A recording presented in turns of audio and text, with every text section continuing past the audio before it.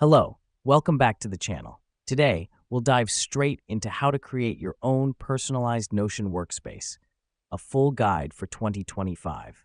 First off, you'll need to sign in or sign up for Notion. This step is important because Notion is the digital platform where you'll be creating your personalized workspace. Simply go to the Notion website or mobile app and either log in or set up a new account. Now that we've done that, navigate to the sidebar on the left and click on the plus New Page button.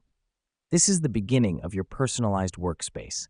The reason we do this is to create a fresh canvas where you can organize your notes, tasks, and projects.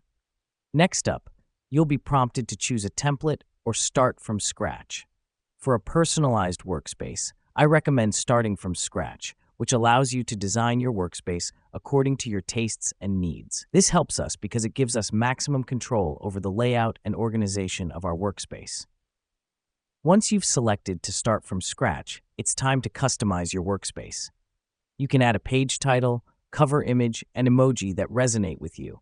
You can also start adding content blocks like text, to-do lists, images, and links. Let me explain why this matters. By personalizing this space, you make it a comfortable and efficient place for you to work. Now, here's what's happening behind the scenes. As you add and arrange these blocks, Notion is saving your workspace layout. You can further customize each block with different colors, fonts, and sizes to truly make it your own. Lastly, don't forget to invite others to your workspace if you're collaborating on projects. Just click the Share button on the top right and add the email addresses of your collaborators. This is essential as it allows you to work together seamlessly in real time. And there you have it. You've just created your personalized Notion workspace.